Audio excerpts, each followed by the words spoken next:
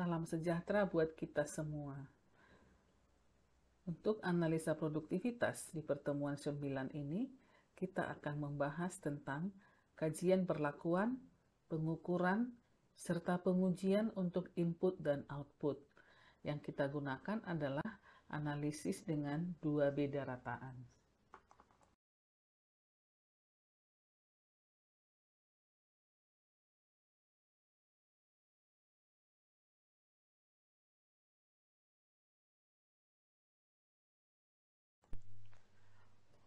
Untuk analisis uji beda 2 rataan, berarti ada 2 kelompok data.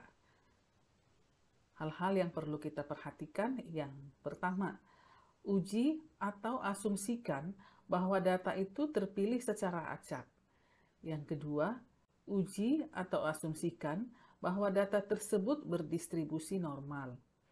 Yang ketiga, tentukan apakah variansnya homogen atau heterogen. Yang keempat, tulis H0 dan H1 dalam bentuk kalimat. Yang kelima, tulis H0 dan H1 dalam bentuk statistik. Kemudian yang keenam, carilah T hitung. Yang ketujuh, tentukan taraf signifikansinya atau sering disebut dengan alfa. Yang kedelapan, cari T tabel dengan pengujian 2 pihak, di mana DF atau degree of freedom yang tergantung kepada rumus. Yang kesembilan, tentukan kriteria pengujian, yaitu jika T hitung lebih besar dari T tabel, perlakuan berpengaruh nyata, berarti H0 diterima. Ke-10, bandingkan T hitung dengan T tabel. Tahap yang ke-11, buatlah kesimpulannya. Jadi ada 11 tahapan untuk melakukan uji beda 2 rataan. Perhatikan pada slide ini rumus-rumus yang akan kita gunakan sesuai tahapan pada slide sebelumnya tadi, slide kedua. Nah, kita akan mencari T hitung.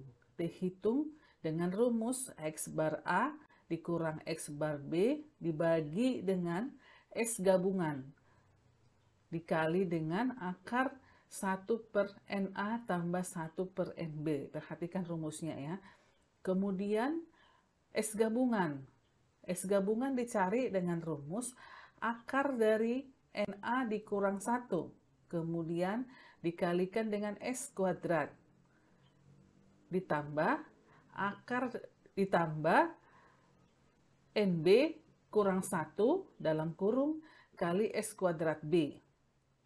Dibagi dengan NA tambah NB dikurang 2. Perhatikan ini rumusnya agak rumit ya, tetapi sebenarnya mudah kalau kita paham dasar-dasar matematika. Nah, kemudian rumus yang ketiga yang perlu kita butuhkan. S kuadrat sama dengan akar dari XI dikurang X bar kemudian dikuadratkan. Ya, jadi S kuadrat sama dengan sigma. Sigma XI dikurang X bar kemudian dikuadratkan. Jadi masing-masing dikerjakan dulu, kemudian dikuadratkan, kemudian dicari sigmanya. Itulah S kuadrat, gitu ya. Kemudian yang keempat, derajat bebas. Rumusnya adalah N1 ditambah N2 dikurang dengan 2. N itu adalah banyaknya data gitu ya. Banyaknya data pertama ditambah dengan banyaknya data kedua dikurangi dengan 2. Kita akan lebih mudah kalau kita latihan dengan contoh soal. Nah, di sini ada contoh soal pemanfaatan tandan kosong atau tankos di TM kelapa sawit. Dilakukanlah percobaan dalam petak-petak di lapangan menggunakan biodekomposer EM4 dan Orgadek. Perhatikan ya. Jadi kita melakukan pemanfaatan tandan kosong. Tandan kosong itu kita bantu uraikan dengan biodekomposer EM4 dan Orgadek agar tankos itu terdekomposisi dengan cepat. Nah, dari hasil penelitian, di sini ada 10 petak penelitian. Gitu. Nah, di 10 petak ini dianalisa rasio C per N-nya. Perhatikan ya, rasio C per N tan kos itu adalah 62,75 pada awalnya. Gitu. Nah, setelah aplikasi EM4 dan Orgadex, maka rasio C per N itu bervariasi di tabel 1 sampai dengan tabel 10. Ini pengamatan dilakukan 45 hari setelah aplikasi. Pertanyaannya, apakah EM4 dan Orgadex sama baik? Nah, kalau kita lihat dari contoh soal di sini, kita hanya membandingkan antara rata-rata C per N menggunakan EM4 dan rata-rata C per N apabila dekomposernya Orgadex. Jadi kita membandingkan dua dekomposer, EM4 dan Orgadex di 10 plot penelitian. Nah, asumsi-asumsi tadi kita sudah gunakan asumsi bahwa datanya bersifat homogen, datanya adalah menggunakan kurva normal, dan sebagainya, begitu. Nah, di sini tidak ada data yang kita lakukan, kita pilih yang baik-baik saja, tetapi inilah faktanya dari hasil penelitian, begitu ya. Dari hasil perhitungan ini, kita akan coba menggunakan hitung-hitungan di Excel. Oke, selanjutnya mari kita lakukan praktek perhitungan. Siapkan laptopnya, dibuka file dalam bentuk Microsoft Excel.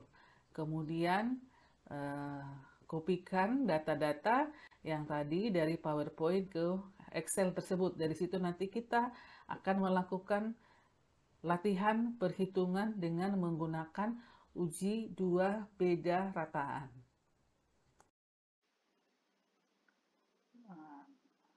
Baik, sekarang kita akan coba untuk latihan bagaimana mengerjakan uji beda rataan itu di program Excel.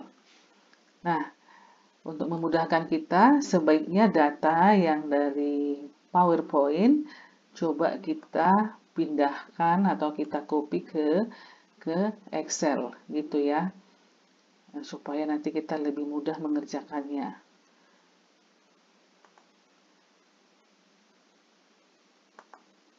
Nah, sekarang sudah kita copy di Excel. Nah, karena ini masih dalam bentuk baris, sekarang coba data-data ini kita rubah ke dalam bentuk kolom, ya. Di kolom A Excel ini kita buat adalah nomor plot. Kemudian di kolom B itu adalah pengaruh daripada EM4. Di kolom C kita buat Orgadex. Begitu. Kemudian nomor plotnya adalah nomor 1 sampai dengan nomor 10. Ya, kemudian EM4 angka-angkanya kita copy dari file sebelah atau kita ketik ulang saja karena juga tidak terlalu banyak angkanya. Ya, gitu ya.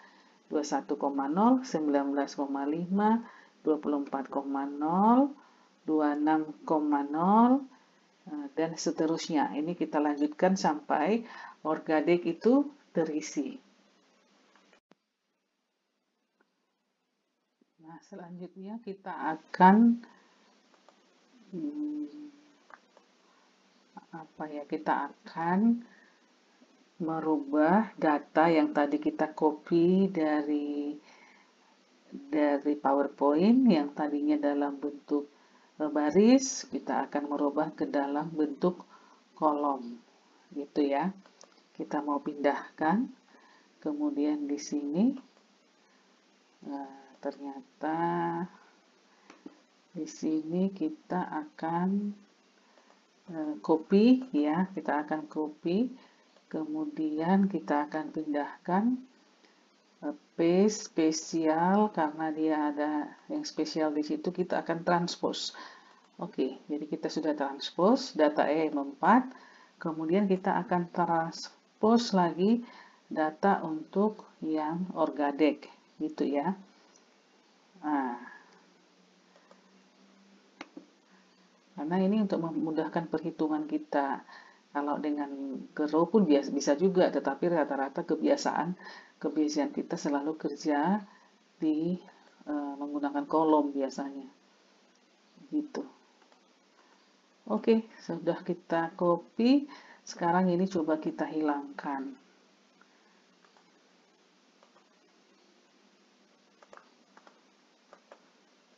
Nah, supaya lebih enak dilihat, coba kita rapikan semuanya.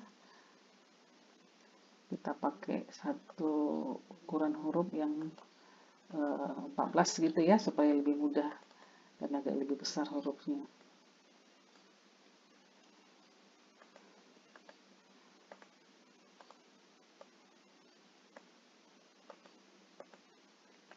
Oke, nah kalau sudah data ini kita copy, kita mau kerjakan di Excel, nah kita lihat rumus-rumus apa yang akan kita gunakan di dalam mengerjakan data ini. Coba cek dari rumus yang kita berikan tadi, dari PowerPoint-nya, di copy saja dari PowerPoint, di bawah di Excel. Gitu ya. Ini yang sudah kita copy, jadi nanti kita rumusnya sudah ada di sini. Oke. Nah, kita lihat kembali rumusnya. Untuk mencari T hitung adalah X bar A dikurang dengan X bar B dibagi dengan S gabungan dikali akar 1 per NA tambah 1 per NB. Dari sini bisa kita lihat bahwa data T hitung belum bisa kita ambil karena kita perlu menghitung lagi di sini rumus-rumus yang lain harus kita kerjakan dulu gitu ya. Nah, kita akan pertama sekali mencari X bar A, berarti nilai rata-rata A, kemudian nilai rata-rata B. Nah, sekarang kita lihat di sini kita buat nilai rata-rata. Untuk nilai A, rata-ratanya adalah pakai rumus, boleh pakai banyak cara gitu ya. Biasanya kita udah pakai average saja. Average rata-rata dari angka 1, plot 1 sampai ke plot 10, 22,8 untuk rata-rata A. Untuk rata-rata B itu adalah 18,15. Kita copy aja dari sebelahnya. Nah, setelah itu kita diminta mencari S gabungan. S gabungan itu datangnya dari mana? S gabungan itu adalah akar dari NA dikurang 1 S kuadrat kali A ditambah NB kurang 1 kali S kuadrat kali B per NA tambah NB dikurang 2. S kuadrat itu rumusnya sigma XI dikurang dengan X bar kuadrat. Gitu ya. Berarti untuk mencari S gabungan kita butuh S kuadrat A. Nah, untuk mencari S kuadrat, kita butuh rumus sigma XI dikurang X bar kuadrat. Oke, nah sekarang kita coba hitung XI dikurang X bar, ya, X rata-rata. Rata-rata. Kemudian itu dikuadratkan. Kita ikuti rumusnya gitu ya, ikuti rumusnya. Itu kemudian dikuadratkan. Nah, setelah itu dilakukan sigma, sigmanya nanti. Nah, ini oke. Rumusnya XI dikurang X rata-rata. Mana XI-nya? XI untuk A dulu ya. XI untuk A itu adalah 21 dikurang X bar untuk A. Berarti ini 22,8. Oke. Nah, perhatikan di sini X bar itu untuk A selalu di posisi B12. Jadi supaya nanti letak selnya tidak berubah-ubah ketika kita copy, maka si B12 itu kita kunci.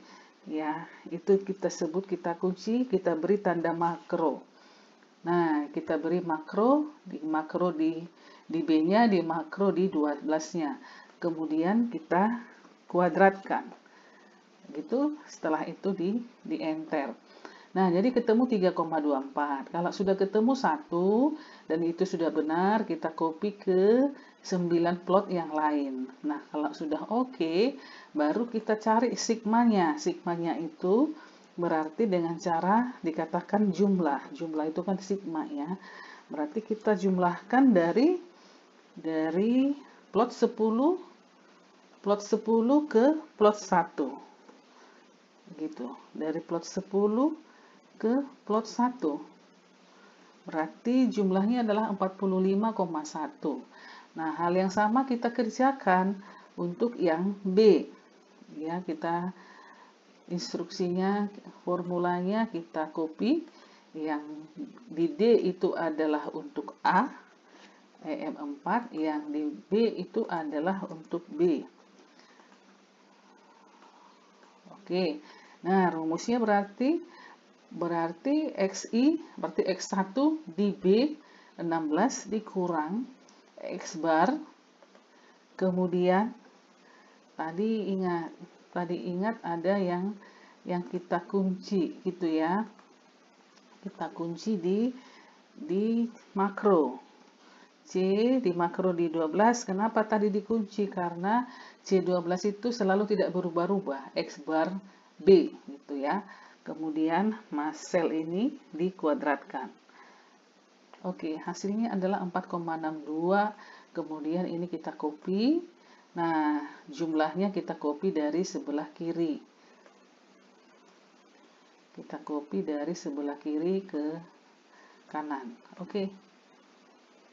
Nah, coba dicek ya. Nah, sesudah itu bolehlah disetting-setting juga supaya dia 2 di belakang koma. Ya, lebih bagus dia 2 di belakang koma supaya seragam dan lebih standar. Oke. Nah, dari sini kita sudah dapat nilai X bar A 22,8. Saya kasih kode warna merah. Nilai kode fillnya warna orange saja. Kasih fill lagi untuk X bar B, kasih fill lagi untuk sigma, ya, sigma X kuadrat. Jadi ini masih sigma XI dikurang X bar dikuadratkan. Jadi ini masih nilai X kuadrat. Oke, kita beri warna hijau untuk sigmanya ya. Jadi ini adalah kuadrat, S kuadrat. Oke, nah selanjutnya kita akan bisa mencari S gabungan.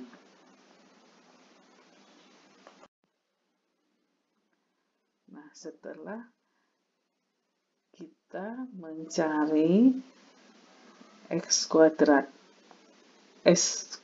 A dan S kuadrat B, gitu ya kan? Nah, berarti kita sudah bisa mencari S gabungan. Kalau sudah dapat S gabungan, baru nanti kita bisa lanjut mencari T hitung. Nah, apa rumus S gabungan? S gabungan itu adalah akar dari NA dikurang 1 kali S kuadrat A. Jadi supaya akarnya ini tidak membingungkan kita, ya lebih mudah kita buat dulu ini sama-sama dikuadratkan gitu ya. Jadi S kuadrat gabungan itu rumusnya adalah S kuadrat gabungan itu rumusnya adalah NA dikurang 1 kali S kuadrat B. Perhatikan yang mana NA dikurang 1.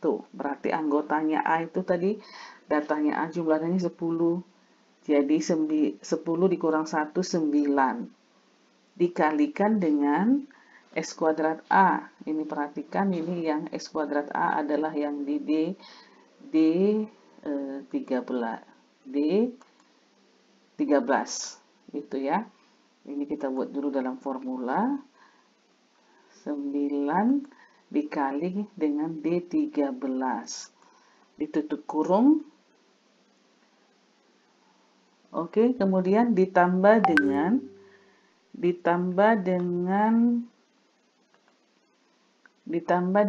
NB dikurang 1. Anggotanya B itu adalah 9 juga, gitu ya. Tambah dengan 9 dikalikan dengan S kuadrat B. S kuadrat B ini di E13. Kemudian ditutup kurung. Oke, sebagai pembilang kita kerjakan, udah dapat pembilangnya 788,625. Kalau mau langsung silakan gitu ya, saya step by step. Nah, kemudian anggota dibagi dengan NA tambah NB dikurang 2. NA itu adalah nilainya 10, NB 10 berarti 10 tambah 10 dikurang 2 ya, dari rumusnya dari sini ya. Nah, berarti 10 dikurang 2 berarti 18. Oke, nah sekarang kita lihat rumus S gabungannya itu adalah 788,625 dibagi dengan 18. Hasilnya 43,8125. Ya, masih dalam bentuk S kuadrat gabungan. Nah, yang kita butuhkan tadi adalah S gabungan. Jadi, S gabungan adalah 43,8125 dipangkatkan dengan 0,5 untuk cari akar ya. Jadi 6,62. Nah, kita buat dalam 2 desimal. 6,62 inilah nilai daripada S gabungan. Saya kasih filenya warna hijau. Nah, coba dicek ya. Rumus untuk pembilang tadi NA dikurang 1 dikali dengan S kuadrat A. Oke. Berarti ini tadi 9 dikali D13 ditambah 9 dikali E13 dibagi dengan 18. B15 dibagi dengan B16. S gabungannya adalah akar dari B17. Oke, 6,62. Nah, kalau kita sudah ketemu S gabungan, maka kita sudah bisa mencari T hitung. Iya kan? Nah, sekarang kita mencari T hitung. Ingat rumusnya untuk T hitung itu, rumusnya adalah ini ya, X bar A dikurang X bar B untuk pembilang.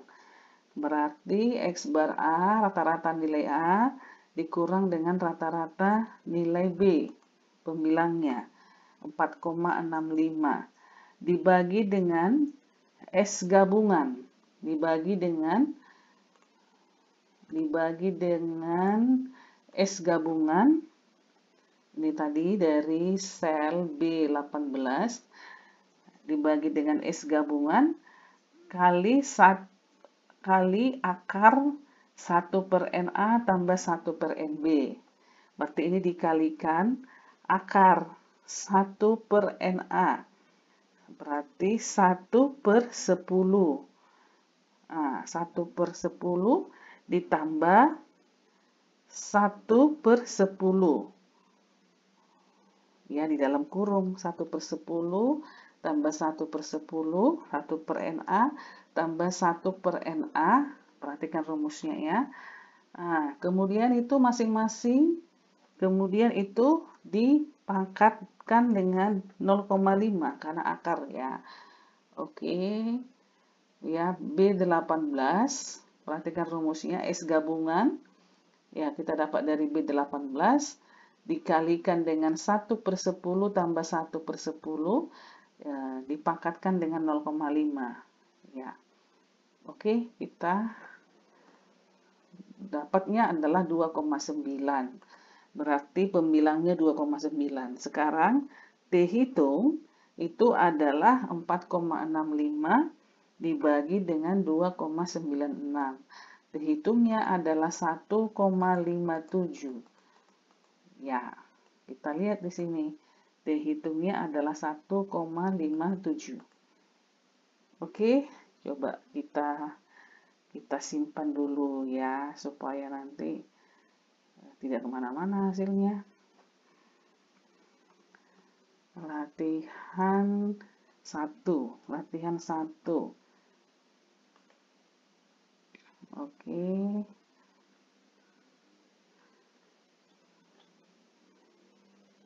Latihan 1 kita simpan di stipap langsung ya.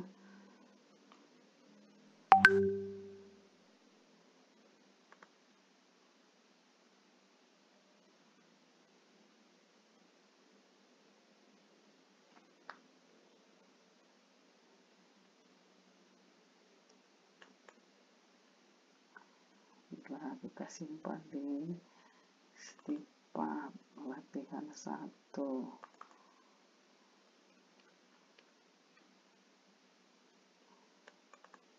Analisa produktivitas. Oke, sip. Oke. Nah, sekarang kita akan memasuki tahapan yang berikutnya. Gitu ya, perhatikan tahapan yang berikutnya yang di PowerPoint. Ya, saya buka lagi yang dari PowerPoint. Tahapannya apa saja yang tadi gitu kan. Nah, jadi apabila sudah ketemu T hitung, maka kita cek tentukan taraf signifikansinya. Nah, sekarang kita lihat taraf signifikansinya akan kita buat di taraf signifikansinya akan kita buat di 5% saja. Ya, sesuai dengan penelitian lapangan, biasanya dia taraf signifikansinya di 5%. Nah, tahapannya ini saya coba copy ke Excel supaya kita juga bisa review. Nah, lihat taraf signifikansinya. Tadi 5%. Dari mana kita tahu 5%? Ya, karena itu biasanya penelitian lapangan tarafnya di 5% paling paling sering digunakan. Karena kalau dia lebih teliti lagi agak sulit. Ya. Kemudian cari T-tabel dengan menguji dua pihak, di mana DF-nya tergantung rumus. Jadi cari T-tabel. Ini kan, T-tabel itu berarti dari mana kita cari DF-nya. Lihat rumusnya ini di atas. Derajat bebasnya sama dengan N1 tambah N2 dikurang 2. Ya, berarti anggota 1, banyaknya data yang kedua, dikurangi dengan 2. Berarti derajat bebas kita gunakan itu adalah 10 tambah 10 dikurang 2, 18. DB 18. Nah, berarti kita akan mencari T-tabel. Cari T-tabel itu dapatnya dari mana? Kita akan mencarinya dengan menggunakan ya di buku-buku statistik. Nah, kalau zaman sekarang dengan menggunakan internet pun kita bisa pakai T-tabel. Di sini saya sudah lihat T-tabel ya. T-tabel itu dia di ini ya. Sebentar kita lihat. Dia di angkanya. Oke. T-tabel untuk taraf signifikansinya 5%. 5% itu berarti kan 0,05 ya untuk one tail 0,05. Kemudian derajat bebasnya 18. Maka di sini cek hasilnya adalah 1,734. Jadi T-tabel untuk DB-nya 18 yang kita gunakan signifikansinya untuk 5% itu adalah tadi 1,734. Nah, kalau kita sudah ketemu 1,73 T tabel, berarti sudah kita bisa bandingkan antara T tabel dan T hitung. Perhatikan, T hitung itu 1,57. Ya, T hitung 1,57, T tabel 1,73.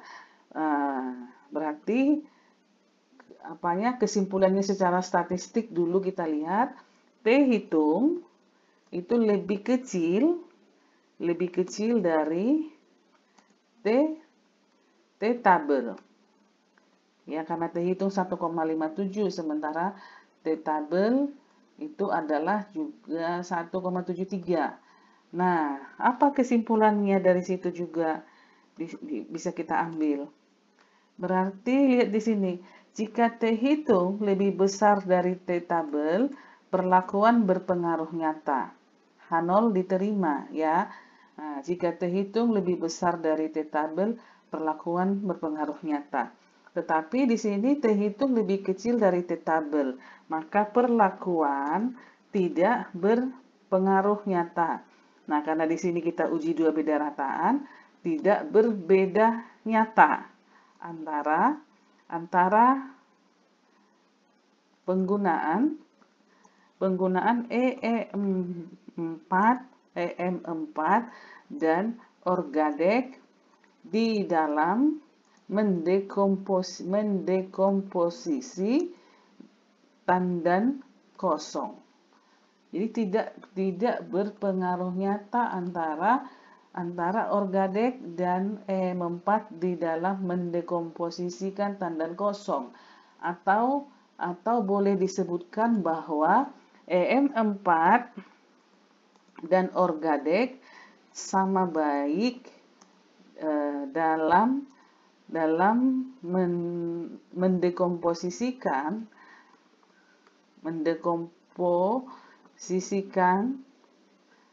mendekomposisi tandan kosong untuk parameter, ingat ini hanya untuk parameter C per N. Ini hanya untuk parameter C per N, bukan parameter-parameter yang lain yang harus kita uji lagi, kumpulkan data. Misalnya parameter apa? Mungkin kandungan N, kandungan P, kandungan hara lain bisa jadi ya, atau banyaknya mikroorganisme yang ada di situ bisa jadi gitu. Jadi dia ini hanya untuk parameter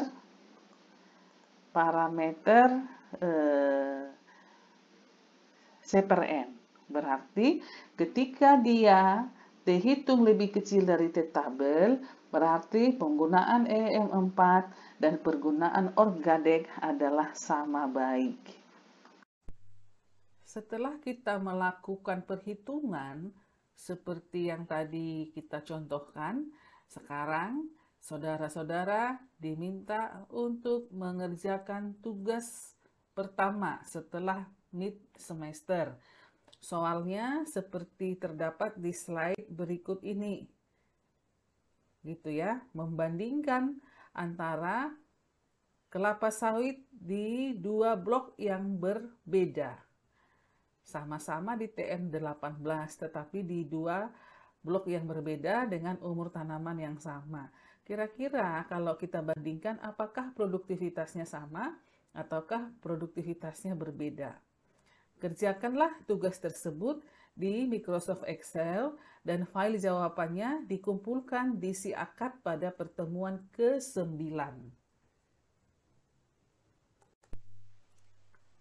Demikianlah pertemuan ke-9, yaitu analisa dua beda rataan. Jadi silahkan digunakan metode ini apabila kita melakukan perbandingan antara dua data yang kita miliki.